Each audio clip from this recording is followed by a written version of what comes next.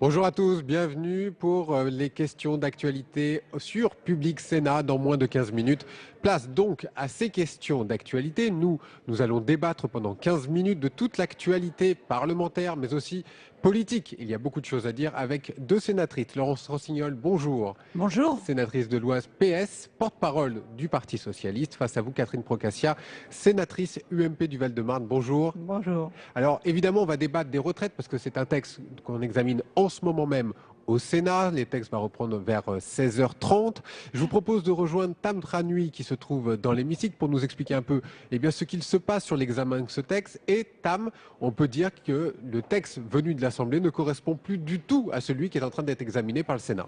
Effectivement, bonjour Mickaël. Eh bien, depuis lundi soir, les sénateurs vident avec méthode la réforme des retraites de sa substance. Et pour ça, ils ont trouvé une arme très efficace. C'est l'amendement de suppression. C'est ainsi qu'ils ont supprimé l'article 2 d'abord, l'un des articles phares du texte qui prévoit l'allongement progressif de la durée de cotisation à 43 annuités pour une retraite à taux plein. Puis ils ont supprimé l'article 3 qui prévoyait l'instauration d'un comité de surveillance des retraites. Puis l'article 4 qui prévoyait une participation des retraités à l'effort de financement des retraites. Et puis dernière grosse suppression en date, c'est la suppression du compte de prévention de la pénibilité, un des grands apports de la réforme. On le voit donc, les suppressions se font en cascade. Je vous propose d'écouter à ce propos le sénateur écologiste Jean Desessard. L'article 1 a été complètement transformé, l'article 2 a été supprimé, l'article 3 a été supprimé, l'article 4 a été supprimé, l'article 5, hop, lui par contre il a été adopté et l'article 6 a été supprimé. Donc il va y avoir une commission mixte paritaire qui va analyser le projet de l'Assemblée nationale et notre article 5.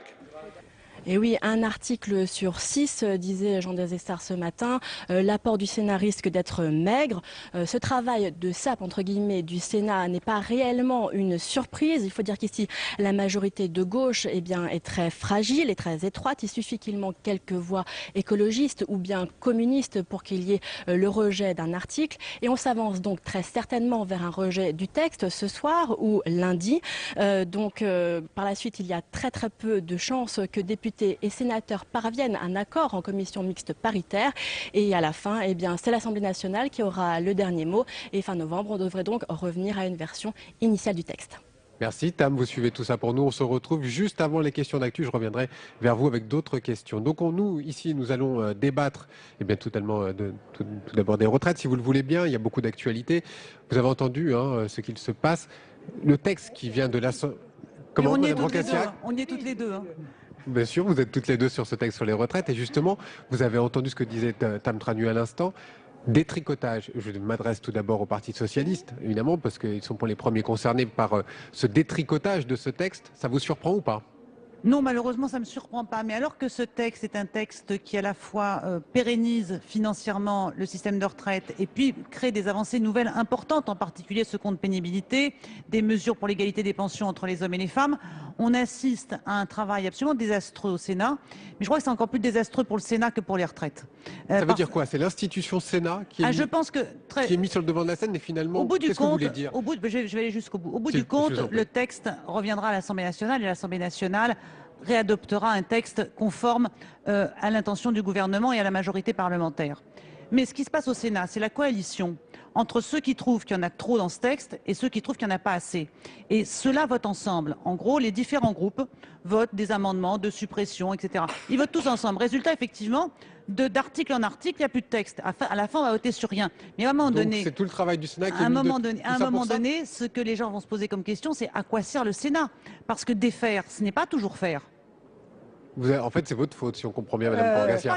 Non, justement, ce qui est assez étonnant sur ce texte, puisque nous, l'UMP et les centristes, nous avons souvent été en opposition contre des textes présentés par le gouvernement, c'est que là, il y a une coalition de la majorité gouvernementale, plus des communistes que la majorité gouvernementale ne comprend pas.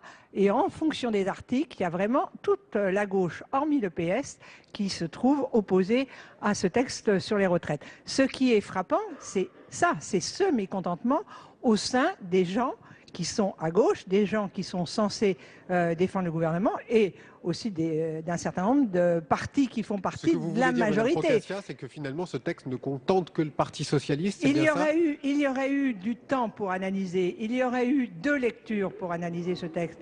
Nous, on a passé 3 semaines pour la réforme Fillon. Là, on a 5 jours, 7 jours.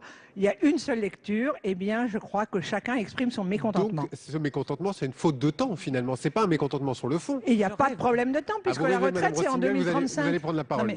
Il y a visiblement quelque chose qui se propage dans le pays qui est assez étonnant. C'est que, si j'entends ma collègue de l'UMP, ce qui se passe dans l'hémicycle en ce moment, c'est que les sénateurs expriment leur mécontentement. C'est-à-dire qu'un peu comme les manifestants bretons, les lycéens. Donc le sénateur, en fin de compte, est l'expression d'un mécontentement. Mais non, le sénateur est... C'est comme ça qu'il peut affirmer son mécontentement, vous êtes d'accord? Non, le mécontentement d'un sénateur, il peut s'exprimer par des propositions constructives. Je m'étonne quand même de la coalition de gens qui sont supposés exprimer des positions absolument opposées sur le système de retraite. Les uns sont pour plus de capitalisation, les autres pour plus de répartition. Mais néanmoins, ils se mettent d'accord pour empêcher d'avancer. Donc, ce qui se passe au Sénat fait qu'un jour, les Français vont se demander, mais à quoi sert le Sénat, si ce n'est à défaire, ce qui n'est pas bon. C'est intéressant de voir une institution creuser elle-même sa tombe avec ses dents, avec autant d'obstination et de constance. C'est grave ce que vous dites, Madame Rossignol, par rapport à l'institution Sénat. Je voudrais avoir votre réaction, Madame Procaccia. Je ne suis pas d'accord sur ce texte. Sur un certain nombre de textes, on peut se poser des questions. Mais ce n'est pas récent, puisque en 2011, lors des élections, nous avons eu un Sénat qui était majoritairement à gauche, qui rejetait absolument tous les textes proposés par le gouvernement, où le Sénat n'avait plus son mot à dire. Donc il y a une culture de la gauche au Sénat depuis 2011 qui fait que la gauche majoritaire, dans la majorité au sénatorial, puis dans la majorité au gouvernement, refuse ce que lui propose le gouvernement qu'il soutient. Je trouve ça assez étonnant. Ce que je crains, c'est que dans le travail parlementaire et le travail qui se fait entre les 2 assemblées, le Sénat était habituellement respecté par l'Assemblée nationale pour la qualité de son travail de législateur. Le fond, on dit souvent, c'est au Sénat, c'est le fond. C'est une qualité de travail de législateur, ce qui permettait, dans la discussion, bien que l'Assemblée ait le dernier mot, d'arriver à obtenir des avancées et à faire des textes de compromis. Maintenant, ce qui se passe, c'est que l'Assemblée regarde de très loin ce qui se passe au Sénat. De toute façon, il n'en sort rien. Donc, il est très difficile. Comment le Sénat, Madame Rossignol ? Je ne sais pas, je ne suis pas le gouvernement. Non, mais vous êtes porte-parole du Parti socialiste, parti majoritaire. Il est très difficile ensuite d'aller discuter avec les députés en leur disant voilà, nous avons adopté des bons amendements. On vous demande dans commission mixte paritaire de les prendre en compte et d'avancer, de travailler ensemble. Comment on regarde le Sénat, mais comme une institution qui est un passage obligé, mais qui s'est mis dans une logique de blocage et d'immobilisme dont le travail parlementaire est en train de progressivement de se passer et on perd la qualité du travail du Sénat et j'en suis absolument désolé. Et vous êtes peut-être aussi désolé pour les partis qui sont aussi dans votre majorité, je pense aux Verts, je pense... Alors les communistes ne font pas partie de votre majorité, mais ce sont quand même des alliés, vous allez être alliés au municipal. Là, quelque part, vous adressez aussi aux partis alliés, amis. Mais je constate que l'individualisme est un vrai sujet dans notre société, à tous les échelons, même au Parlement. La somme des individualismes n'arrive pas à faire une orientation politique cohérente et responsable. Alors sur ce texte, Madame Procaccia, oui. Simplement rajouter que si le gouvernement faisait preuve d'un peu plus d'ouverture, c'est-à-dire qu'il acceptait des amendements, y compris des amendements, un peu d'amendements de l'opposition. Non, Madame Rossignol, parce que depuis 1 an et demi, on constate que même les améliorations sont repoussées par le gouvernement. Si le Sénat faisait auparavant un travail de réflexion qui était reconnu, c'est parce que les gouvernements précédents, et j'ai été rapporteur d'un certain nombre de textes, on acceptait des amendements de l'opposition qui nous paraissaient aller dans le bon sens. Là, il y a un refus général pour l'opposition. On s'y a eu habitué, mais je pense que votre majorité ne s'y habitue pas. Mais parce qu'au bout du compte, le texte est rejeté, ce qui rend très difficile. Il est rejeté parce que vous n'écoutez pas. Texte qui risque d'être rejeté. Ce qu'on vit là sur les retraites, on l'a vécu sur d'autres textes précédemment. Au bout du compte, on peut toujours faire tout le travail qu'on veut. Le texte va être rejeté par une coalition de ceux qui sont contre pour des raisons différentes. Dans la commission mixte paritaire entre l'Assemblée et le Sénat pour décider finalement de ce texte sur les retraites, le Sénat n'aura rien gagné, ne pourra rien obtenir. On ne sait pas si un texte sera voté ou pas voté. pour l'instant au Sénat. C'est lundi soir que ça se passera. Je n'ai aucune idée puisque à chacun des articles, nous, opposition, connaissons notre position, mais on ne connaît pas celle de la majorité sénatoriale et présidentielle. Alors voilà, ça c'était pour le Sénat, pour tout l'aspect sur les retraites. Je voudrais évidemment vous entendre sur l'actualité politique. Et l'actualité politique, ce matin, elle a été dominée par une déclaration de Marine Le Pen à propos des ex-otages qui sont arrivés hier à Paris. Je vous propose d'écouter la députée européenne, présidente du Front National, et puis évidemment on réagit juste après. C'est ce qu'ont ressenti beaucoup de Français. C'est quoi, c'est le fait d'utiliser la barbe qui vous a On avait gêné ? l'impression d'avoir des images d'hommes qui étaient très réservés, c'est le moins qu'on puisse dire. Les deux qui portaient la barbe taillée d'une manière qui était tout de même assez étonnante.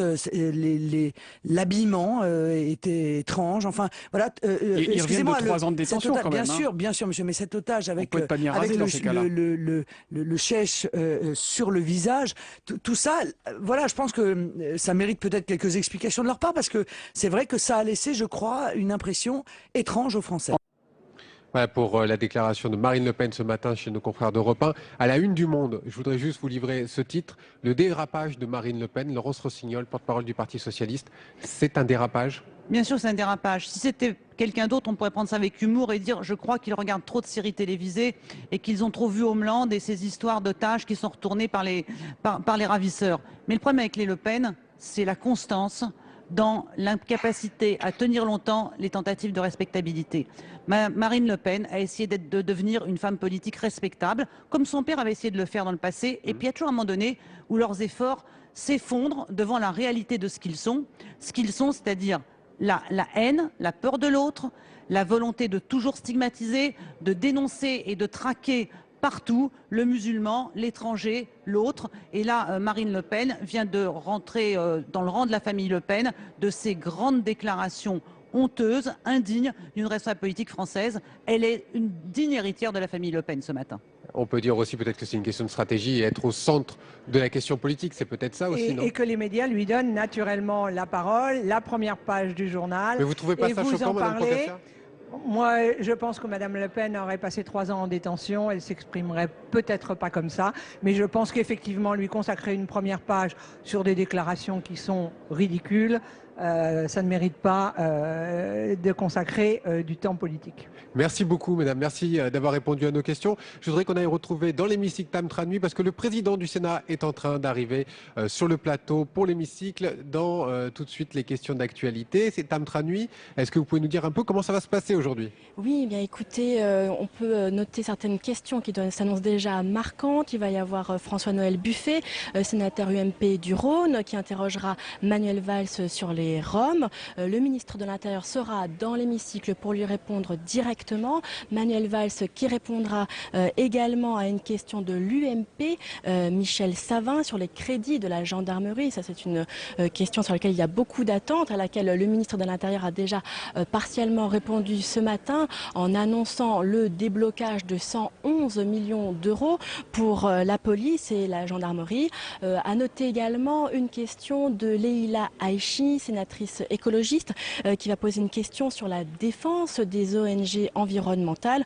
On pense bien sûr à la situation de Greenpeace en Russie, alors que Jean-Marc Ayrault, le Premier ministre, est actuellement en Russie. Greenpeace qui a fait une action sur une plateforme pétrolière de Gazprom et dont 30 militants, dont un Français, sont actuellement emprisonnés en Russie. Il y aura également une question de Michel Le Squarnec sur la Bretagne. Mais tout de suite, place à la séance.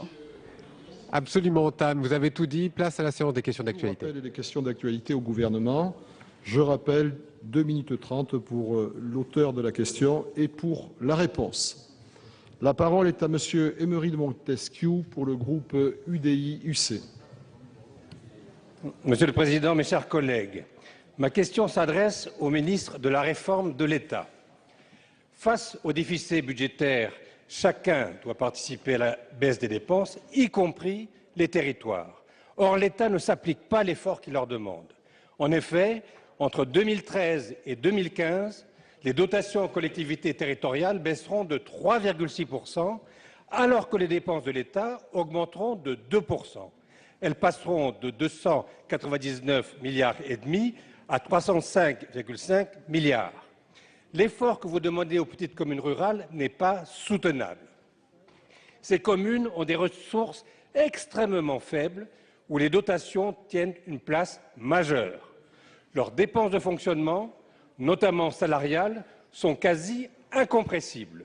Elles se résument à une secrétaire de mairie et un employé communal quelques heures par semaine, le maire ne recevant qu'une indemnité symbolique. Lorsque vous dites que la baisse des dotations ne correspondra qu'à une moyenne de 0,69% par collectivité, c'est inexact. La part communale forfaitaire de la DGF supportera plus de 800 millions d'euros de réduction, soit plus de 4% par rapport à l'an passé. Un tel niveau de contraction, ni la péréquation, ni la dotation de solidarité rurale ne suffiront à la compenser. De plus, vous avez déclaré que vous ne pouviez pas engager l'État sur la fin de la réduction des dotations. C'est un signal très négatif pour les projets d'investissement que vous dites vouloir préserver. Madame la ministre, on ne peut demander plus à des communes déjà exsangues. Vous devez fixer un plancher protecteur pour les petites communes rurales. Vous devez mettre en place, comme cela fut fait en 2011 par le Fonds national de péréquation des ressources intercommunales et communales, une réforme des dotations par stratification. Madame la ministre, la baisse de la DGF ne pourrait-elle pas s'effectuer par strate de population et de budget de fonctionnement? Je vous le demande avec insistance, ne condamnez pas les petites communes rurales. Merci. Pour vous répondre, Madame Maryse Lebranchu, ministre de la Réforme de l'État, de la décentralisation de la fonction publique. Merci, Monsieur le Président. Monsieur Aymeri de Montesquieu, merci de votre question. Je ne partage pas votre analyse, mais vous l'avez déjà dit tout à l'heure. Je voudrais quand même rappeler un certain nombre de faits importants.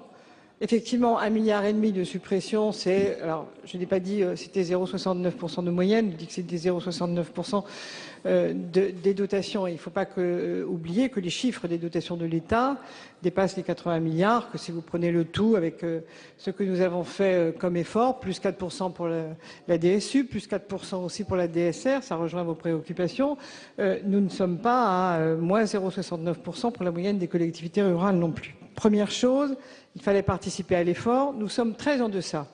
Et vous le savez, parce que nous avons eu déjà ces débats dans différentes enceintes. Les propositions qui étaient faites, y compris par Mme Pécresse lors de la passation de pouvoir, qui était d'enlever 5 milliards par an, n'ont pas été suivies par le Président de la République, qui a tenu à être aussi précis que possible dans une participation des collectivités territoriales, mais inférieure à celle de l'État. Donc, vous avez eu en grande partie satisfaction, puisque nous avons, certains diraient, reculé sur la baisse des dotations des collectivités territoriales, mais tout ça pour protéger nos communes. Nous avons également décidé, je le disais en filigrane de première partie, d'aider davantage les communes qui avaient des difficultés à travers la DSU et la DSR. Il faut ne pas oublier, c'est plus 4%. Nous avons, et vous l'avez dit, nous avons également, effectivement, même si vous n'êtes pas tout à fait d'accord avec notre lecture des choses, préserver la péréquation, nous l'avons augmentée parce qu'il faut être auprès, au maximum, des collectivités les plus pauvres. Et vous dites les collectivités rurales. Je voudrais juste dire ici, et c'est très important que nous en soyons d'accord, c'est qu'il y a des communautés rurales en très très grande difficulté, des communautés rurales qui se portent correctement. Donc nous ne pouvons pas non plus faire une cote unique pour toutes nos communautés, nos communes rurales ou nos communautés de communes rurales. Donc ce que je voudrais vous dire, c'est outre le fait qu'on a persuadé les uns et les autres de faire un effort sur la péréquation qui a été votée à l'Assemblée nationale, et ici il n'y a aucun souci, nous avons également posé la question de la DGF et de la péréquation verticale. Vous avez raison sur ce point. Nous n'arrêtons pas, d'année en année. Je mets de côté les dégâts de la réforme de la taxe professionnelle devenue CVAE, que nous partageons tous et nous essayons de les pallier. Si je mets cela de côté, nous essayons de nous reposer la question de ces péréquations d'année en année alignées. Je pense que la remise à plat de la DGF et la prise en compte, par exemple, des mètres carrés agricoles, des mètres carrés des protections, des CATAP, tout ça est important et ensemble, monsieur, nous y arriverons. Merci. La parole à notre collègue François Patriat pour le groupe socialiste. Merci Monsieur le Président, Mesdames, Messieurs les ministres. Ma question s'adresse aussi à Madame Lebranchu en l'absence de Monsieur Sapin. Il y a 440 000 apprentis en France. L'apprentissage est une des voies de la réussite. Elle permet à beaucoup de jeunes d'accéder à l'emploi dans des conditions que les entreprises demandent aujourd'hui et recherchent. Les régions sont pleinement compétentes dans le domaine de l'apprentissage et elles entendent assumer cette compétence, plus encore dans un contexte un peu difficile, contexte de la crise bien entendu, contexte de la difficulté pour trouver des recruteurs d'apprentis. Dans le projet de loi de finances, il y a une mesure qui vise demain à faire en sorte que seules les entreprises de moins de 10 salariés puissent accéder à la prime pour l'apprentissage. C'est une mesure que nous acceptons difficilement, mais que l'on peut comprendre compte tenu que ce sont pour la plupart et que les grandes entreprises, chers collègues, peuvent avoir moins de difficultés à recruter des apprentis. Mais par contre, concernant une partie des fonds de la taxe d'apprentissage, parce que c'est une nébuleuse aujourd'hui qui mérite d'être réformée, il y a une partie de ces fonds qui doit être sanctuarisée parce qu'elle aide des entreprises, elle aide des associations, elle aide des jeunes, et notamment les jeunes décrocheurs qui vont vers l'emploi, et nous attendons donc du gouvernement que cette partie soit sanctuarisée. Mais ma question se tourne plutôt vers l'avenir, celle qui veut la réussite de l'apprentissage. Et pour ce faire, j'ai proposé en commission des finances, avec mes collègues de la commission des finances, une réforme à la fois de la collecte et de la répartition de cette taxe d'apprentissage. Il y a 3 pistes dans ces mesures. La première est de diminuer le nombre d'organismes collecteurs, car il y a aujourd'hui une nébuleuse d'organismes collecteurs avec des déperditions d'argent en ligne, sur les 2,4 milliards de la prime d'apprentissage. Il y a d'autre part un nouveau modèle de répartition avec une fusion de différentes taxes qui pourrait arriver à permettre de cibler mieux. L'objectif, je le crois, du gouvernement est de cibler mieux vers l'apprentissage niveau 4, niveau 5, les moyens qui sont ainsi récoltés. Alors ma question est double. Madame la ministre, j'entends à haut niveau avec les régions de France, que vous connaissez bien, mais avec l'ensemble des gens intéressés par l'apprentissage, à ce que la partie qui va continuer d'aider les centres d'apprentis soit bien sanctuarisée et que dans la future réforme de la taxe d'apprentissage qui va intervenir dans un texte futur soit bien prise en compte cette simplification, ce paritarisme qui doit être demain établi et que les régions puissent participer demain à la réforme de l'attribution de la taxe d'apprentissage. Je vous remercie. Merci. Madame Maryse Lebranchu. Merci, Monsieur le Président. Michel Sapin aurait souhaité répondre et au fond, je réponds pratiquement avec Sylvia Pinel, qui est aussi au cœur de ces sujets, parce que le gouvernement s'est fixé au sein du pacte de croissance, la compétitivité et l'emploi l'objectif de faire progresser le nombre d'apprentis, vous l'avez rappelé, de 435 000 fin 2012 à 500 000 en 2017. Et à cette fin, il a déjà pris un certain nombre d'initiatives, telles que le renouvellement des développeurs de l'apprentissage, vous y avez fait allusion, l'accélération du programme des investissements d'avenir consacrés à la formation et à l'hébergement des apprentis, on l'a trop souvent oublié, et nous proposons en ce moment même au Parlement d'améliorer de façon substantielle les droits à la retraite des apprentis dans le cadre du projet de loi garantissant l'avenir et la justice du système de retraite. Ils avaient aussi été oubliés. Une étape d'une plus grande ampleur sera, vous avez raison, franchie à travers une réforme plus globale de l'apprentissage et de son financement au terme d'une première phase de concertation conduite par Michel Sapin, ministre du Travail, de l'Emploi, de la Formation professionnelle et du dialogue social avec les grands acteurs de l'apprentissage, les partenaires sociaux, les régions ou les chambres consulaires. Avec également Sylvia Pinel, le gouvernement vient de rendre publics les axes principaux de cette réforme. Ils sont d'ailleurs, chers sénateurs Patriat, pour la plupart cohérents avec les conclusions de votre rapport d'information dont tout le monde tient à saluer la très bonne qualité. Notre volonté est d'orienter davantage les ressources, vers le financement de l'apprentissage. Et je vous dis la substance du rapport. Simplifier le dispositif de collecte de la taxe d'apprentissage en réduisant le nombre d'organismes collecteurs, vous avez raison et vous serez suivis. Renforcer le dialogue social et territorial en vue de la répartition de cette taxe. Sécuriser le parcours de formation des apprentis. Et dans ce nouveau dispositif, les régions compétentes sur le champ de l'apprentissage depuis les premières lois de décentralisation seront confortées, vous le vouliez, ce sera fait, dans leur rôle à la fois de financement et de régulation. Leurs moyens seront renforcés dans leur dynamisme, conformément aux engagements pris, toujours dans ce pacte de confiance.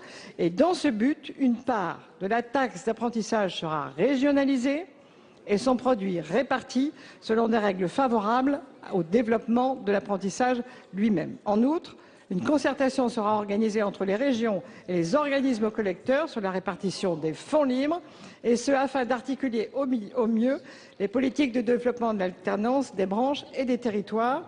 Et cette réforme d'ampleur, nous la voulons dès le 1er janvier 2015. Monsieur Patriat, comme l'ensemble des sénateurs, nous comptons sur vous pour nous accompagner. Merci. La parole est à Madame Leïla Hachi pour le groupe écologiste. Ma question s'adressait à Monsieur Laurent Fabius, ministre des Affaires étrangères. Depuis 6 semaines, l'équipage de l'Arctic Sunrise, navire de l'ONG Greenpeace, est en détention provisoire dans la prison de Mourmansk en Russie. Leur crime, avoir dénoncé de manière non violente les projets de forage de la société Gazprom au-delà du cercle polaire. Pouvons-nous, Madame la Ministre, laisser condamner les citoyens lanceurs d'alerte au motif qu'ils refusent le saccage de l'Arctique? Bien évidemment, non. L'Arctique abrite un écosystème fragile et unique au monde, avec de nombreuses espèces protégées en voie de disparition et ô combien nécessaires au devenir de l'humanité. Plus grave encore, en 30 ans, la surface recouverte par la banquise est passée d'une superficie moyenne de 6,5 à 3,4 millions de kilomètres carrés, soit une diminution équivalente à près de 5 fois la superficie totale de la France. Or, parce qu'elle réfléchit les rayonnements solaires et contribue directement à la régulation des températures, la disparition de la banquise serait un point de non-retour pour le réchauffement climatique, avec pour conséquence la montée du niveau des eaux et l'acidification des océans qui aura nécessairement un impact sur les ressources halieutiques. L'Arctique renfermerait 22% des réserves mondiales en hydrocarbures, faisant l'objet d'une sinistre convoitise de la part des groupes pétroliers et miniers. Plus grave encore, l'accroissement inéluctable des stress environnementaux et énergétiques dans cette région du monde seront, à terme, la source de tensions et de conflits, point que nous autres écologistes plaidons à travers le concept de la Green Defense. Alors que dans 2 semaines, la communauté internationale débattra à Varsovie des moyens de faire face au réchauffement climatique, le Premier ministre, actuellement à Moscou, ne peut ignorer les activités néfastes pour l'environnement des groupes pétroliers et notamment Gazprom, poids lourd de l'industrie russe. Il semblerait qu'il est prévu d'évoquer ce sujet avec les autorités russes, dont acte. Il est impératif que notre diplomatie use de toute son influence pour libérer les 30 prisonniers et impulser un nouvel élan international en faveur d'une convention maritime mieux adaptée aux problématiques d'aujourd'hui. L'Arctique, Madame la Ministre, ne doit pas être un enjeu géoéconomique. Seule la sanctuarisation de cette zone permettra à terme de contrer les risques inhérents, comme les marées noires, à l'exploitation massive des matières premières et à la pêche industrielle, et ainsi pallier les insuffisances de la Convention de Montego Bay. Madame la Ministre, devant l'indifférence coupable des nations et du dramatique silence de l'ONU et de l'Europe, les ONG environnementales mènent, parfois au péril de leur vie, une action essentielle pour le bien-être des générations futures et la survie de l'humanité. Alors que les 30 de l'Arctique ont d'abord été injustement qualifiés de terroristes, de pirates, de hooligans, de vandales, ces militants sont en réalité des héros. Oui, des héros, au même titre que Chico Mendes, mort pour la défense de l'Amazonie, du capitaine Pon Watson de l'ONG Sea Shepherd, sous le coup d'un mandat d'arrêt international pour sa lutte contre la pêche industrielle et illégale. J'ai fini et que vous avez ignoré. Madame la Ministre, quelle sera votre action pour libérer les 30 héros de Greenpeace? Comment la France peut-elle protéger ses lanceurs d'alerte internationaux, à commencer par le capitaine Pon Watson, en permettant la création d'un droit international et d'un statut de réfugié politique écologique? Merci. Pour vous répondre, Madame Najat Vallaud-Belkacem, porte-parole du gouvernement. Merci Monsieur le Président, Mesdames et Messieurs les sénateurs, Madame la sénatrice Haïchi. L'Arctic Sunrise a été arraisonné il y a maintenant plus d'1 mois, en effet, par les autorités russes. Et ce sont 30 militants de Greenpeace qui étaient à son bord et qui sont depuis lors en détention préventive dans la ville de Mourmansk. Parmi eux figure un de nos compatriotes, Francisco Pisanu, et la France lui a immédiatement accordé la protection consulaire. Et je veux vous assurer que nous suivons avec la plus grande attention les développements de cette affaire. Le Premier ministre, comme vous le savez, est en ce moment même en Russie. Il ne m'appartient pas, vous le comprendrez, d'évoquer à sa place sa visite. Mais ce que je peux vous dire avec certitude, c'est que le gouvernement est pleinement mobilisé sur cette affaire. Il agit de la façon la plus efficace possible dans l'intérêt de notre compatriote en particulier. Ces questions font partie de la politique étrangère de la France. Dans tous les déplacements, en Russie comme dans les autres pays, les autorités françaises les évoquent avec franchise et en même temps dans le respect des interlocuteurs, parce que je crois que c'est en créant les conditions du dialogue, en examinant posément la situation notamment de notre compatriote, qu'on pourra apporter une réponse concrète à ce problème. S'agissant du sujet de fond que vous évoquiez, à savoir la question de l'exploitation des ressources naturelles en Arctique, vous savez qu'elle fait aujourd'hui l'objet de débats au sein du Conseil arctique. Sachez qu'en tant qu'observateur au sein de ce Conseil, la France compte bien prendre toute sa part à ce débat. Je vous remercie. Merci. La parole est à présent à Michel Le Squarnec pour le groupe CRC.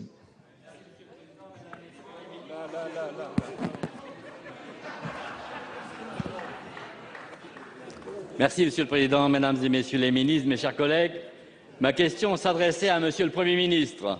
Madame la ministre Vallaud-Belkacem, depuis plus d'un an, la Bretagne est saignée, soumise à un véritable désastre économique et social. Dans cette déroute, la Bretagne est loin d'être la seule région frappée par ce système à bout de souffle qui conduit à la faillite d'entreprises et au licenciement massif et souvent abusif.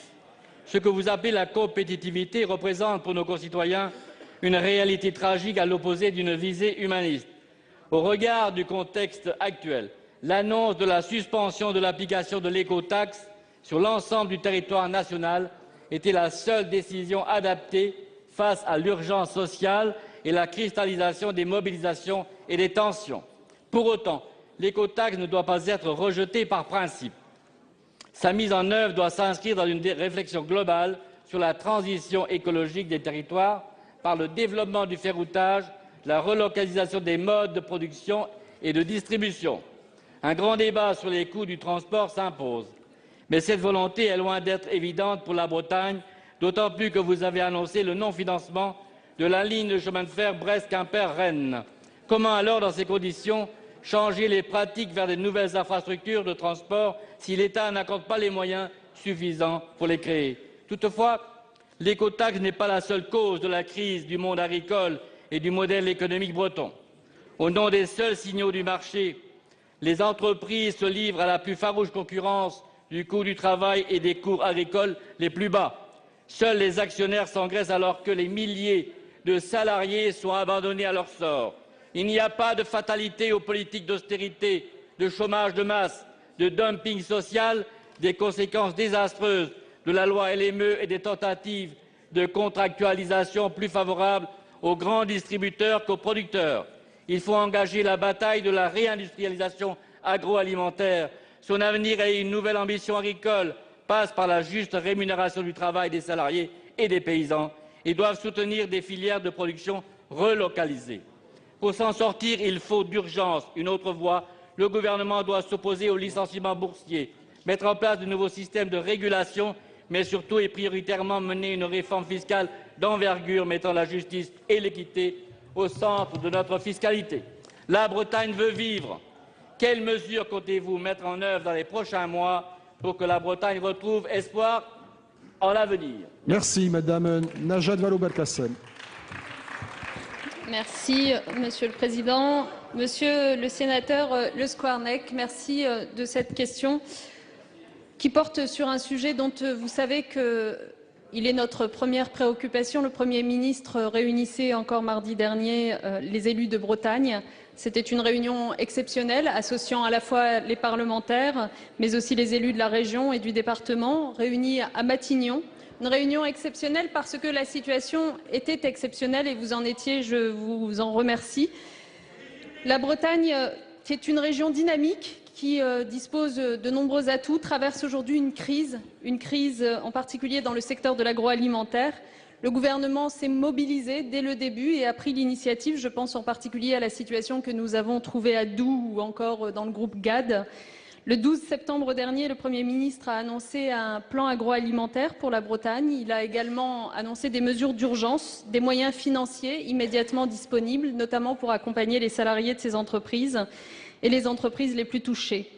Aujourd'hui, nos objectifs sont simples, préserver l'emploi, redonner des perspectives économiques à la région. Le 16 octobre dernier, Jean-Marc Ayrault a proposé une deuxième étape dans la mobilisation avec le pacte d'avenir pour la Bretagne, qui a pour priorité de moderniser l'appareil productif. Un contrat de plan État-région anticipé a été annoncé, qui est déjà en préparation entre le préfet de région et les élus du territoire.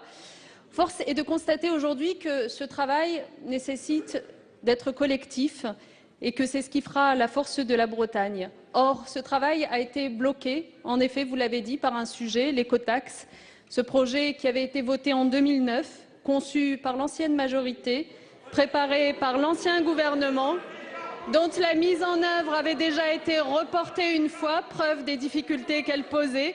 Chacun sait ici que l'écotaxe n'est pas la cause de la crise de l'agroalimentaire en Bretagne, mais indéniablement, elle soulève des questions de mise en œuvre qui n'ont pas été anticipées par le gouvernement précédent.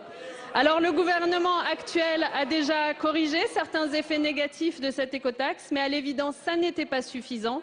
C'est la raison pour laquelle le Premier ministre a choisi de recréer les conditions d'un dialogue constructif dans la région en suspendant la mise en œuvre de cette écotaxe. Ce dialogue, mesdames et messieurs les sénateurs, il devra associer toutes les bonnes volontés. Je sais qu'elles sont nombreuses. Je vous remercie, monsieur le sénateur, d'en faire partie. Merci. Monsieur Gilbert Barbier pour le groupe RDSE. Monsieur le Président, Mesdames, Messieurs les ministres, mes chers collègues, ma question s'adressait au ministre de l'Économie et des Finances, mais voilà. Pourtant, il avait beaucoup de raisons, au mois d'août, mis en garde contre le ras-le-bol fiscal. Et le Président de la République avait répondu avec une promesse de pause. Mais aujourd'hui, plus personne n'y croit. Après les énormes sacrifices qui ont été demandés l'an dernier, les ménages vont avoir à payer 12 milliards de plus en 2014. Le premier moteur de la croissance, c'est la confiance. Et la confiance suppose un cap, une certaine stabilité. Or, il n'est pas une semaine sans que vous inventiez un nouvel impôt ou que vous changiez les règles du jeu. On ne compte plus aussi les revirements ou les volte-face comme sur la taxe sur le diesel, la taxe sur le BE, la TVA réduite sur les produits de première nécessité, la TAT de 75%, la fiscalité sur l'épargne et, avant-hier, l'écotaxe. Comment voulez-vous que nos concitoyens vous fassent confiance? Au mécontentement des retraités, salariés, consommateurs s'ajoute celui des quelques 170 000 frontaliers résidant en France et travaillant en Suisse. Ils ont été plusieurs milliers à défiler il y a quelques jours devant l'Assemblée nationale et dans les villes, et notamment une ville de Pontarlier que Monsieur le ministre de l'Économie connaît bien, puisque c'est son département, pour défendre le droit d'option dont ils bénéficient en matière d'assurance maladie. Comme vous le savez, celui-ci arrive à échéance en mai 2014. Malgré l'appel des élus des zones frontalières de Franche-Comté, mais aussi d'Alsace, de l'Ain, de la Haute-Savoie, vous avez décidé de ne pas proroger ce dispositif au nom de l'égalité de tous au regard des droits sociaux. Mais de quelle égalité s'agit-il? Alors que ces personnes travaillent dans un pays où le droit du travail est bien moins protecteur que le nôtre, où ils supportent des contraintes liées au déplacement, au logement, aux congés, et de plus demain, il leur en coûtera environ le double d'aujourd'hui pour être assurés contre le risque de maladie, soit environ 150 à 250 € par mois de prélèvement. En leur imposant d'abandonner leur assurance privée pour rejoindre le régime de sécurité sociale, vous faites un choix idéologique qui, de surcroît, pour eux, pose la question de la poursuite des soins engagés en Suisse. Quelle réponse pouvez-vous apporter à tous ces frontaliers qui ne demandent qu'une chose, c'est de ne pas les décourager d'aller au travail? Merci. Madame Michèle Delaunay, ministre chargée des personnes âgées et de l'autonomie. Monsieur le Président, Monsieur le sénateur Barbier, je vous demande tout d'abord de bien vouloir excuser Madame Touraine qui ne peut pas vous répondre dans l'instant. Vous avez raison. Jusqu'alors, les frontaliers ont bénéficié d'un droit d'option entre assurance maladie française ou assurance privée. Ce droit d'option étant réversible, certains d'entre eux d'ailleurs s'adressaient à l'assurance privée quand ils étaient jeunes et bien portants pour revenir vers l'assurance maladie française quand ils étaient plus âgés, ce qui contrevient bien évidemment à nos valeurs. À l'inverse, sachons aussi que l'un d'eux a été radié de l'assurance privée alors qu'il venait d'être atteint d'un cancer et qu'il était encore très jeune. Et il a appelé ses congénères à ne pas retourner vers l'assurance française. Donc, je vous rappelle aussi, et vous le savez bien évidemment, que l'agenda de cette absence de droit d'option a été fixé par le gouvernement de droite de la majorité précédente.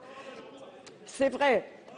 En tout cas, c'est vous qui en avez, je n'ai pas parlé de faute, mais vous en avez fixé l'agenda. Et donc, nous sommes de notre côté cantonnés à améliorer les conditions de cette transition. Et c'est ainsi qu'un tarif dégressif a été mis en place, qui est à une cotisation de seulement 6% la première année et 8% la seconde, ce qui permet à 50% des frontaliers, 3 500 jurassiens qui vous sont chers, de ne pas débourser 1 euro de plus. Et dans la période suivante, d'avoir un tarif de cotisation raisonnable. D'autre part, et je tiens à le signaler, contrairement à ce que vous avez affirmé, Madame Touraine a pris l'engagement formel que tous les patients qui auraient commencé un traitement en Suisse, un traitement lourd en Suisse, pourront le continuer sans aucun problème. D'autre part, vous le savez, ce droit d'option était anticonstitutionnel et allait en contravention des valeurs qui ont présidé à la mise en place de l'assurance maladie à la française. Merci. La parole est à présent à notre collègue François-Noël Buffet pour le groupe UMP. Monsieur le Président, ma question est à l'attention de Monsieur le ministre de l'Intérieur. Dans le département du Rhône, le préfet vient de prendre une décision de réquisition d'un terrain situé sur la commune d'Oulin afin d'y installer 300 demandeurs d'asile expulsés de la ville de Lyon à la suite d'une procédure d'expulsion engagée par le maire de Lyon, président du Grand Lyon. Le terrain qui a été choisi est sur une commune qui est petite, 26 000 habitants, un petit territoire en politique de la ville, de surcroît accueillant déjà 225 demandeurs d'asile depuis longtemps sur son territoire. L'émotion est extrêmement grande, d'abord parce que la pression migratoire sur le département du Rhône est extrêmement forte, ensuite parce que les habitants se sont mobilisés fortement contre la manière dont cette décision a été prise. Plus de 6 000 pétitionnaires aujourd'hui pour une commune de 26 000 habitants, vous conviendrez que les choses sont importantes. Au plan national, nous savons que la demande d'asile est en augmentation, une augmentation très forte. Le rapport du sénateur Carucci indique même que pour 2013, nous serons à plus de 70 000 demandes. Nous savons également que l'OFPRA ne rend pas les décisions avec la Cour nationale du droit d'asile dans un délai inférieur à 19 mois aujourd'hui, ce qui est considérable. Je tiens à souligner que sous le précédent gouvernement, on était arrivé à redescendre entre 9 et 10 mois. Je voudrais, Monsieur le ministre, attirer votre attention sur le fait que le problème tient à plusieurs choses. D'abord, la difficulté de définir ce qu'est un pays d'origine sûre et la difficulté surtout d'avoir une définition commune à l'échelle de l'Europe. Ça, c'est le premier point. Le deuxième point, c'est que ces délais d'instruction étant tellement longs qu'ils favorisent évidemment les filières d'immigration clandestine qui souhaitent profiter de l'occasion pour pouvoir maintenir sur le territoire des gens qui ne relèvent pas du droit d'asile auquel nous sommes tous d'ailleurs attachés. Enfin, il faut rappeler que sur les années précédentes, sur les 53 000 décisions d'expulsion du territoire, seules 20 000 sont exécutées, les autres restant sur le territoire national. Nous produisons donc, comme l'a remarqué également notre collègue Frassa et notre collègue Carucci, nous-mêmes nos propres situations irrégulières. Alors, Monsieur le ministre, j'ai 3 questions pour le Rhône. Pouvez-vous intervenir auprès du préfet pour qu'il modifie sa décision, qu'il revienne sur sa décision et qu'on puisse reconsidérer la situation telle qu'elle est aujourd'hui et telle qu'elle est créée aujourd'hui? au plan national, ne serait-il pas opportun, Monsieur le Ministre, d'envoyer des représentants de l'OFPRA en Albanie notamment, pour peut-être analyser sur place, immédiatement, les demandes d'asile qui pourraient être déposées? Enfin, quelles mesures allez-vous engager pour qu'on ait une définition unitaire en Europe de pays d'origine sûre? Et bien sûr, quels moyens pour exécuter les décisions de retour? Merci. Merci. Monsieur Manuel Valls, ministre de l'Intérieur. Monsieur le Président, Mesdames et Messieurs les sénateurs, Monsieur le sénateur Buffet, vous avez rappelé d'abord une situation qui est très tendue, et c'est vrai en Rhône-Alpes et dans le département du Rhône. La région Rhône-Alpes a connu une hausse de plus de 50% du nombre de demandeurs d'asile. Dans le département du Rhône, ce nombre a doublé, et c'est vrai que Lyon et le Grand Lyon sont impactés. Cette situation critique, ce n'est pas le seul département qui connaît cela, a connu une saturation des capacités d'hébergement. Ce sont 5 700 personnes qui sont hébergées chaque jour par l'État, et le préfet, c'est son devoir, veille à la répartition sur l'ensemble du département. Mais malgré ces efforts conséquents, il n'est pas possible de trouver des solutions d'hébergement pour tous, et nous assistons à des solutions à la veille de l'hiver particulièrement difficiles. La capacité d'accueil dans le Rhône sera augmentée de 900 places durant la période hivernale.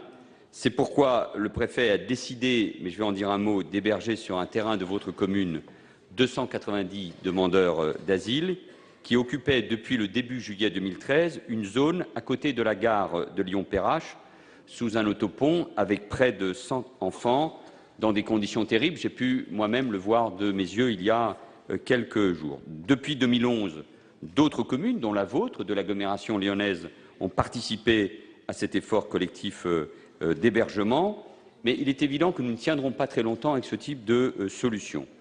Par rapport au terrain d'Oulin, je vais demander au préfet d'organiser autrement la répartition. Je vous connais bien, je ne doute pas que vous participerez à cet effort, mais nous allons faire en sorte que cet accueil de ces populations soit organisé autrement, et j'en prends auprès de vous l'engagement.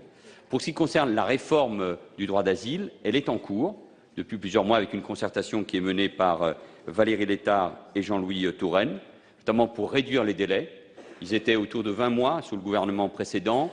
Aujourd'hui, nous essayons de le ramener à 16 mois et l'objectif, c'est évidemment 9 mois. Mais c'est difficile, il faut des moyens, nous les avons donnés à l'OFPRA, mais c'est toute la procédure qui doit être revue pour réduire les délais au niveau national, dans une concertation au niveau européen et avec une organisation beaucoup plus directive pour ce qui concerne l'accueil sur notre territoire. J'espère, et je conclus avec cela, Monsieur le Sénateur, que nous arriverons, et c'est mon souhait, à une proposition consensuelle, parce que sur ce sujet-là, nous avons besoin qu'au niveau national comme au niveau local, nous trouvions les voies d'un consensus pour régler ce problème de l'asile et notamment du sort des déboutés du droit d'asile. Merci. La parole est à Monsieur Yannick Vaugrenard pour le groupe socialiste. Monsieur le Président, Monsieur le Ministre, mes chers collègues, ma question s'adresse à Monsieur Benoît Hamon, ministre délégué auprès du ministre de l'Économie et des Finances.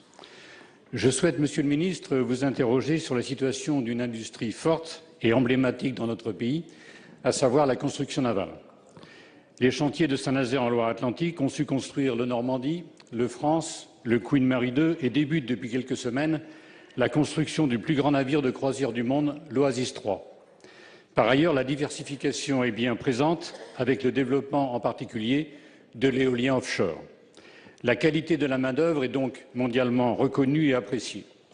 Par contre, ce qui est source d'inquiétude aujourd'hui est le fait que l'actionnaire à 66,6% de ce chantier, STX France, à savoir la principale banque publique de Corée du Sud, envisage de vendre les actions qu'elle détient.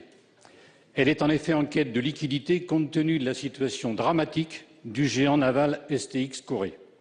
Je rappelle que la France, quant à elle, est actionnaire à hauteur de 33,3% par l'intermédiaire du Fonds stratégique d'investissement, et ceci depuis 2008. On peut donc aisément mesurer le risque que cette vente potentielle peut entraîner si nous n'en maîtrisons pas suffisamment le rachat. Le risque le plus important étant qu'un financier de chantiers concurrents, notamment européens, se place sur les rangs, nous privant par la suite de la maîtrise de notre propre avenir. Monsieur le ministre, il y a selon moi deux logiques face à ces informations qui ne cessent, vous vous en doutez bien, d'inquiéter. La première, c'est une logique industrielle, en organisant à l'initiative de l'État un tour de table de grands groupes français afin qu'ils réfléchissent rapidement à un positionnement offensif en termes de rachat partiel ou total. La seconde, c'est une logique de précaution, qui n'exclut pas par ailleurs la première. Cette précaution, c'est que la puissance publique accepte momentanément d'être majoritaire dans le capital afin de maîtriser l'avenir d'une filière industrielle qui fonctionne, qui a su innover et qui a su se diversifier. Un paquebot de l'envergure du prochain, avec celui identique qui peut suivre, c'est 2 milliards d'euros dans notre balance commerciale, ce qui est loin d'être négligeable dans la période que nous traversons. Monsieur le ministre, je vous remercie de nous donner les informations nécessaires, permettant, je le souhaite, de nous rassurer sur le destin d'une filière industrielle indispensable à l'économie de notre pays. Je souhaite que la détermination du gouvernement soit totale. Merci. Monsieur Benoît Hamon, ministre de l'économie sociale et solidaire et de la consommation. Monsieur le Président, Mesdames et Messieurs les sénateurs, Monsieur le sénateur Yannick Vaugrenard, je voudrais adresser au nom du gouvernement sur ce dossier qui légitimement inquiète les élus que vous êtes, les familles et les salariés du chantier de Saint-Nazaire, un message à la fois de confiance mais aussi de vigilance de la part du gouvernement.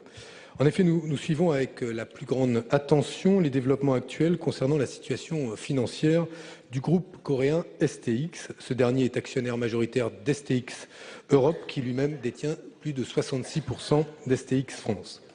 Que se passe-t-il aujourd'hui? Le groupe STX connaît des difficultés financières et est en cours de redressement à l'initiative de la banque publique coréenne KDB.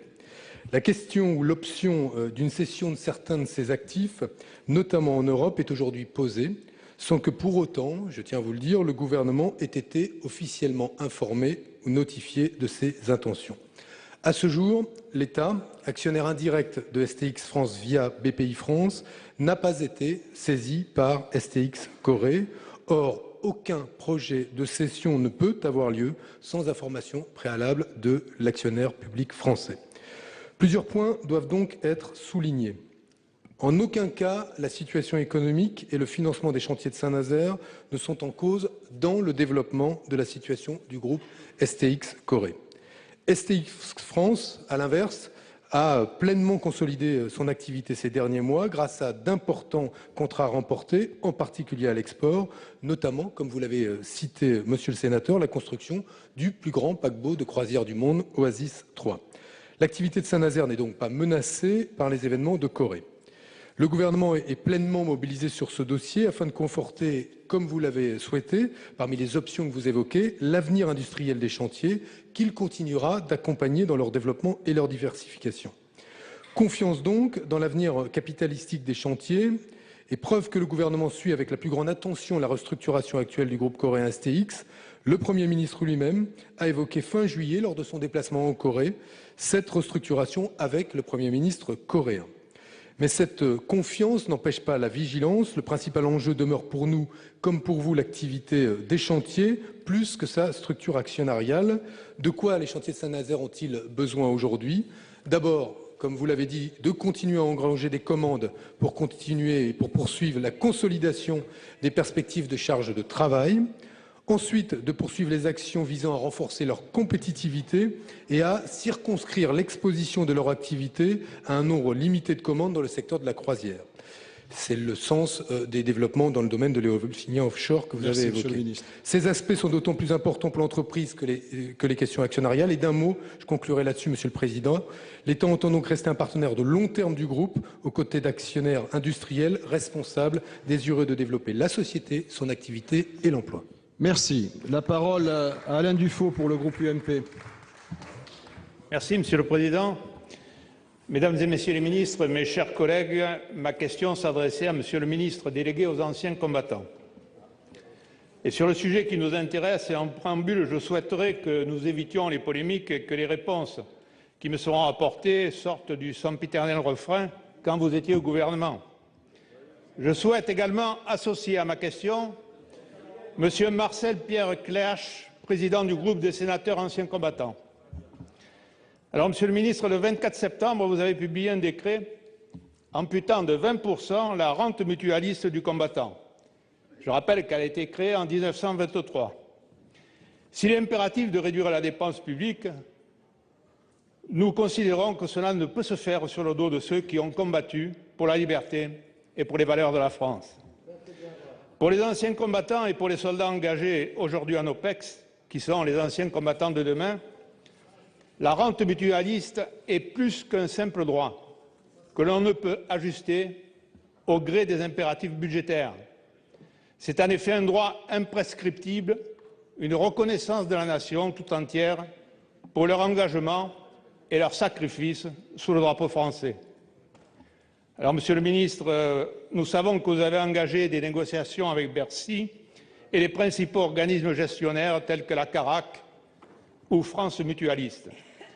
Vous avez également annoncé à l'Assemblée nationale la semaine dernière la création d'un comité de suivi qui se réunirait annuellement afin d'examiner les projections démographiques et l'évolution des dépenses liées à l'abondement de l'État afin de rétablir éventuellement le taux normal de la majoration. Alors vous avez surtout annoncé que cette mesure serait transitoire. Nous voudrions bien le croire, mais nous ne sommes jamais trop prudents et nous refusons solennellement que ce futur comité soit un palliatif à une réduction du taux de majoration de la RMC qui ferait en quelque sorte jurisprudence. Enfin et surtout, raboter le taux de majoration de la RMC, c'est s'attaquer aux principes fondateurs de notre défense nationale, c'est s'attaquer au principe de l'égalité entre les générations du feu, et ça, c'est inacceptable pour toute la communauté de la défense. Alors, Monsieur le ministre, à l'heure où bon nombre de nos anciens combattants vivent en dessous du seuil de pauvreté, à l'heure où les futurs anciens combattants sont rentrés d'Afghanistan et se battent au Mali, pourriez-vous nous dire aujourd'hui, d'une manière précise, combien de temps va durer cette mesure transitoire? Merci. Madame Najat Vallaud-Belkacem, ministre des Droits des Femmes, porte-parole du Gouvernement. Oui, Monsieur le Président, Mesdames et Messieurs les sénateurs, Monsieur le sénateur Dufaux, je n'ai aucune intention de polémiquer avec vous sur ce sujet important, mais bien au contraire de vous répondre avec précision et peut-être avec un peu de pédagogie pour que vous voyiez plus clair sur les intentions qui sont celles du ministre en charge des anciens combattants, retenu par ailleurs et qui m'a chargé de vous répondre. Comme vous le savez, le ministre Kader Arif s'est entretenu avec les acteurs du système mutualiste. Un dialogue enrichi s'en étant suivi qui a permis de dessiner des pistes pour sécuriser les dispositifs fiscaux dont bénéficient les anciens combattants et de stabiliser en même temps la dépense budgétaire afférente à ce système. Qu'en est-il ressorti? Une baisse, c'est vrai, mais très modeste, de l'abondement de l'État qui ne porte que sur la partie spécifique et non pas sur la partie légale de ces dispositifs mutualistes et qui a permis plusieurs choses. D'abord, de sécuriser la rente mutualiste comme un dispositif qui relève du droit à réparation. Ensuite, de préserver la double exonération fiscale à l'entrée et à la sortie des rentes, qui est le principal avantage des rentes mutualistes. De maintenir ensuite à 125 points PMI le plafond de ces rentes, de maintenir à niveau constant le coût budgétaire de la rente mutualiste à hauteur aujourd'hui de 255 millions d'euros. Et enfin, et je crois que c'est un point que vous savez important, d'éviter toute remise en cause de la demi-part fiscale pour les veuves d'anciens combattants. Voilà ce à quoi a abouti cette concertation, que deux mutuelles importantes, qui représentent aujourd'hui environ 60% des bénéficiaires, ont salué dans un communiqué publié le 10 octobre dernier, disant à la fois leur satisfaction à l'égard de la concertation qui a été conduite par le ministre en charge des anciens combattants, mais aussi leur accord avec la solution qui a été élaborée en toute transparence. Par ailleurs, le ministre délégué aux anciens combattants a souligné qu'une commission de suivi serait mise en place, vous l'évoquiez. Le but de cette commission de suivi, c'est de surveiller précisément l'impact de cette mesure sur les bénéficiaires de la rente et donc une évaluation progressive sera menée. Plus généralement, pour élargir le propos, Monsieur le sénateur, je veux souligner que dans un contexte financier que nous savons tous difficile, tout a été fait pour préserver le budget des anciens combattants.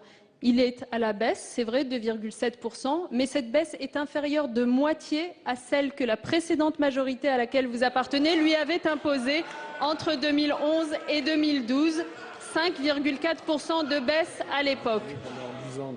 Cette préservation des moyens de ce budget a permis quoi? A permis de tenir des promesses que vous-même aviez prises il y a de nombreuses années déjà sans jamais les tenir. Je pense à 3 choses en particulier.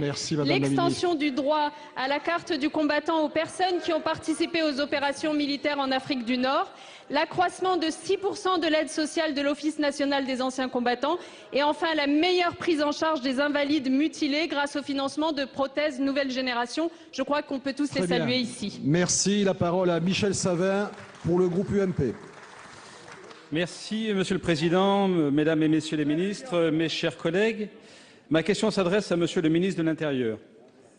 Monsieur le ministre, depuis votre arrivée place Beauvau, nous sommes nombreux à adhérer à votre discours particulièrement ferme et très volontariste en matière de sécurité en rappelant qu'il faut lutter contre les phénomènes délinquants et mafieux, démanteler les trafics et combattre l'exploitation de la misère qui s'y greffe. Mais ce qui paraît évident dans vos discours l'est malheureusement moins au niveau de vos résultats, comme en atteste le dernier bilan de l'Observatoire national de la délinquance et des réponses pénales. Alors, je ne doute pas que vous aurez à cœur de nous expliquer que les chiffres manquent de fiabilité. Reste que la plupart des indicateurs sont à la hausse. C'est particulièrement vrai en zone gendarmerie où, sur les 12 derniers mois, les cambriolages ont augmenté de 12% et les violences aux personnes de 10,4%. Dans ce contexte, nos 100 000 gendarmes ont plus que jamais besoin des moyens matériels indispensables pour remplir efficacement leur mission. Or, ils éprouvent actuellement les plus grandes difficultés à boucler leur budget 2013. Lors de son audition devant la Commission de la Défense de l'Assemblée nationale le 16 octobre dernier, le directeur général de la Gendarmerie nationale avait d'ailleurs attiré l'attention sur les véritables difficultés engendrées par un budget sous tension. À titre de simple exemple, le volume d'essence disponible pour les 30 000 véhicules de gendarmerie est en baisse de 6% par rapport à 2012. Ces restrictions portent également sur le matériel informatique, sur les véhicules et les équipements nécessaires aux militaires. Autre sujet d'inquiétude, il serait aujourd'hui question, pour la direction de la Gendarmerie nationale, de reporter le paiement des loyers dus aux collectivités locales, et ce, pour continuer d'assurer le bon fonctionnement des unités. Monsieur le ministre, dans un contexte économique et social difficile, les gendarmes sont notamment les premiers exposés devant l'augmentation de la délinquance. Ils font jour et nuit un travail difficile et exigeant pour garantir la sécurité de nos concitoyens. Mais on ne peut pas leur demander plus de résultats qui passent par une présence accrue sur le terrain et dans le même temps réduire leurs moyens d'intervention. Aussi, je vous remercie de m'indiquer, Monsieur le ministre, les mesures que le gouvernement entend prendre rapidement pour garantir les crédits nécessaires au bon fonctionnement de nos gendarmeries. Merci. Monsieur Manuel Valls, ministre de l'Intérieur. Monsieur le Président, Monsieur le sénateur Savin, merci de l'attention que vous portez à la situation de la gendarmerie. Mais vous le savez, depuis 6 ans, les crédits de fonctionnement et d'investissement de la gendarmerie ont baissé, sous la majorité que vous défendiez, de 18%. Moi, je regarde la réalité en face et je constate que depuis 30 ans, les violences sur les personnes ne cessent d'augmenter, près de 30% au cours de 6 dernières années, et je constate que l'explosion des cambriolages est là depuis 5 ans. Et ces derniers mois, et ces violences et ces cambriolages, sauf dans les zones de sécurité prioritaires, ont augmenté. Et donc nous devons, ensemble, parce que ce sont des sujets difficiles, nous attaquer à ces phénomènes. Et pour cela, nous avons décidé d'arrêter l'hémorragie que la police et la gendarmerie ont connue en matière d'effectifs, 6 700 postes supprimés dans la gendarmerie en 5 ans, de remplacer tous les départs à la retraite et de créer tous les ans de 400 à 500 postes supplémentaires de policiers et de gendarmes. Donc la priorité à la sécurité, c'est à la fois des moyens et des hommes et des femmes. En plus, c'est le choix du gouvernement et c'est la priorité à la sécurité souhaitée par le Président de la République. Chaque année, des discussions ont lieu sur la fin de gestion des budgets de l'État. Nous n'y avons pas échappé et le général Favier a eu raison de souligner les difficultés qui se posent à la gendarmerie, pas seulement cette année, mais au cours de ces dernières années. Le Premier ministre vient de décider de dégeler 111 millions de crédits de paiement pour la police et la gendarmerie, ainsi que 10 millions d'autorisations d'engagement pour répondre aux besoins immobiliers les plus pressants dans la gendarmerie nationale pour le logement des familles. Et j'ai eu l'occasion de l'annoncer ce matin lors de l'examen du budget sécurité en commission élargie à l'Assemblée nationale, et j'ai le plaisir de le rappeler ici même dans votre enceinte. Cette décision du gouvernement aura une conséquence très simple. Pour la première fois, mesdames et messieurs les sénateurs, depuis 2007, les crédits exécutés par la police nationale et la gendarmerie nationale seront en augmentation par rapport à l'année précédente de 2%, soit 40 millions. C'est-à-dire, dans un moment difficile, vous l'avez rappelé, pour nos finances publiques, nous augmentons des postes dans la police et dans la gendarmerie et nous donnons en fonctionnement et en investissement des moyens supplémentaires à la gendarmerie. C'est vrai pour les brigades de gendarmerie, c'est vrai pour les forces mobiles, c'est vrai pour le parc automobile de la gendarmerie, c'est vrai pour le carburant, c'est vrai pour les équipements informatiques. Pour nous, la priorité à la sécurité, ce ne sont pas des mots, ce sont des actes et nous les traduisons sur le terrain. Merci. La parole est à présent à M. Richard Touéiava pour le groupe socialiste et apparenté.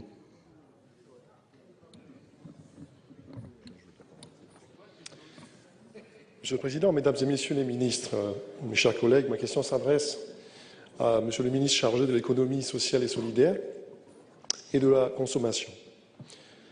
La loi du 27 décembre 2008 de finances pour 2009 a institué, en son article 67, le contrat de redynamisation des sites de défense, dit CRSD, afin d'ouvrir le droit pour l'État de céder à l'euro symbolique certains terrains militaires reconnus inutiles par le ministère de la Défense au profit des communes dans lesquelles ces domaines fonciers sont situés. Le décret d'application du 3 juillet 2009 a fixé la liste des communes éligibles au dispositif et pour la Polynésie française, il s'agit des communes de Aroué, de Fa'a'a, de Mahina, Papeete, Punauia, de Tairapu Est et de Tevayuta pour ce qui concerne Tahiti, celle de Hao et de Tureia aux îles Tuamotu et celle de Nukuriva aux Marquises. Ce dispositif a été approuvé à l'unanimité des représentants élus à l'Assemblée de la Polynésie française depuis décembre 2011 et par les différents gouvernements locaux successifs. Depuis d'ailleurs, la plupart des communes éligibles ont adopté des délibérations en conseils municipaux pour approuver les projets de reconversion qu'elles souhaitaient engager. Or, depuis 2009, les communes polynésiennes semblent être les seules à ne pas encore avoir bénéficié de ce dispositif jusqu'à ce jour. Et devant une telle situation, un certain nombre de maires polynésiens ont récemment annoncé vouloir passer à la phase contentieuse, ce qui me désole. Il serait à cet égard légitime qu'un dialogue direct puisse être envisagé à Paris avec les maires concernés dès lors qu'ils vous en feraient la demande. Mais c'est surtout une incompréhension de fond sur le retard. L'acquisition des terrains militaires dont il s'agit remonte aux années 60 et obéissait à une décision politique. Le dispositif CRSD de 2008 trouve encore sa source dans une décision politique en 2008. Et c'est bien une décision politique qu'attendent aujourd'hui ces 11 communes de Polynésie française éligibles au dispositif CRSD dans le dénouement de cette affaire. En votant l'amendement du rapporteur de la Commission des finances, d'ailleurs, créant un nouvel article 29 bis au projet de loi de programmation militaire 2014-2019, le 21 octobre dernier, eh bien, le Sénat a réouvert la voie à cette solution politique et je l'en félicite. Ainsi, le délai d'expiration du dispositif CRSD est repoussé au 31 décembre 2019. L'état des discussions récentes entre le gouvernement et mes collègues députés polynésiens tendrait à voir encadrer ce dispositif CRSD à travers l'outil du syndicat mixte. Mais une telle solution technique n'offre pas au dispositif CRSD, Monsieur le Ministre, un cadre de gouvernance qui garantisse le respect du principe de libre administration de nos collectivités locales, car les tensions politiques locales, à des degrés variables, risqueraient de s'envenimer. Toutefois, d'autres solutions pourraient être trouvées à travers l'extension à ce dispositif d'outils contractuels qui ont déjà fait la preuve. Votre question, s'il vous plaît, mon cher collègue. Je termine, Monsieur le Président. Je veux parler du contrat de ville, mais aussi du contrat urbain de cohésion sociale. Ma question est donc la suivante. Quelles mesures le gouvernement compte-t-il prendre pour aboutir à un dénouement rapide et concret du dispositif CRSD en faveur des communes éligibles de Polynésie française? Je vous remercie. Merci. Monsieur Benoît Hamon, ministre chargé de l'économie sociale et solidaire de la consommation. Monsieur le Président, Mesdames et Messieurs les sénateurs, Monsieur le sénateur Richard Toué-Hava, d'abord j'avais omis d'excuser tout à l'heure le ministre de l'économie et des finances. Je l'excuse à l'occasion de la réponse au sénateur Richard Toué-Hava. Vous avez appelé l'attention du gouvernement sur la situation des communes de Polynésie française qui, quoiqu'étant éligibles au dispositif de cession à l'euro symbolique, n'ont pu acquérir les emprises libérées par le ministère de la Défense dans le cadre de la loi de programmation militaire 2009-2014. Cette impossibilité résulte, comme vous le savez, vous l'avez évoqué, du contexte institutionnel propre à la Polynésie française. En application du statut d'autonomie, les communes ne peuvent mobiliser leurs compétences aux fins de mettre en œuvre les projets d'aménagement devant être réalisés sur les sites concernés, sauf dans le cadre d'une loi de pays et de réglementation polynésienne et sous réserve du transfert des moyens nécessaires. À l'inverse, la collectivité de Polynésie française, qui dispose des compétences, n'est pas éligible au dispositif de cession à l'euro symbolique. La Commission pour la transparence et la qualité des opérations immobilières de l'État, organe garant du respect des procédures en matière de cession domaniale, a été saisie du dossier par 2 fois.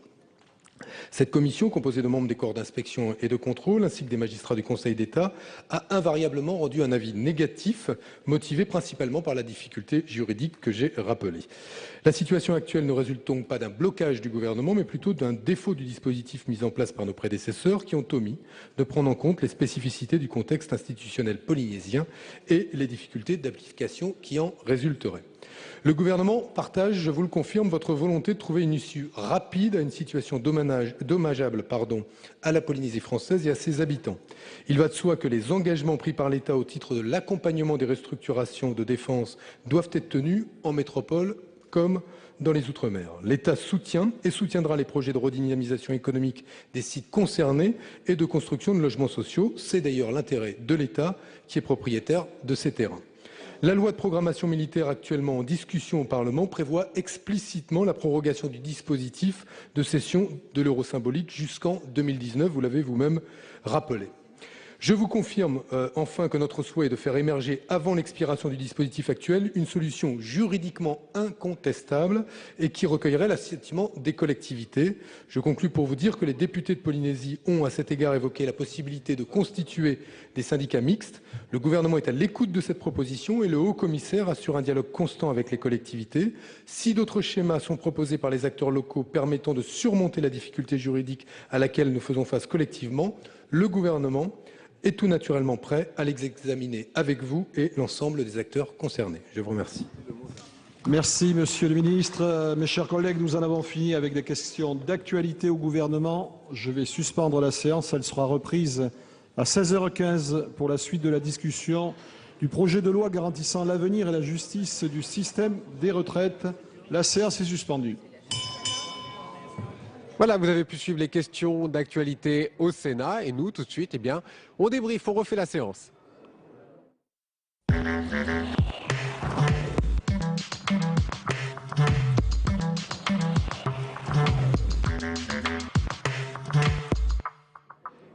Bienvenue donc sur Public Sénat pour on refait la séance. On va refaire toutes les questions d'actualité, les questions parlementaires, mais aussi les questions politiques. Je salue le sénateur Patria, François Patria, qui est avec nous. Bonjour, sénateur de Côte d'Or. Avec vous, on va évidemment parler de la Bretagne. Et Najat Vallaud-Belkacem, la porte-parole du gouvernement, s'est exprimée sur l'écotaxe et ce qui se passe en Bretagne. Je vous propose de l'écouter, puis on en parle juste après. Très bien. Ce projet qui avait été voté en 2009, conçu par l'ancienne majorité, préparé par l'ancien gouvernement, dont la mise en œuvre avait déjà été reportée une fois, preuve des difficultés qu'elle posait. Chacun sait ici que l'écotaxe n'est pas la cause de la crise de l'agroalimentaire en Bretagne, mais indéniablement, elle soulève des questions de mise en œuvre qui n'ont pas été anticipées par le gouvernement précédent. Alors le gouvernement actuel a déjà corrigé certains effets négatifs de cette écotaxe, mais à l'évidence, ça n'était pas suffisant. C'est la raison pour laquelle le Premier ministre a choisi de recréer les conditions d'un dialogue constructif dans la région en suspendant la mise en œuvre de cette écotaxe.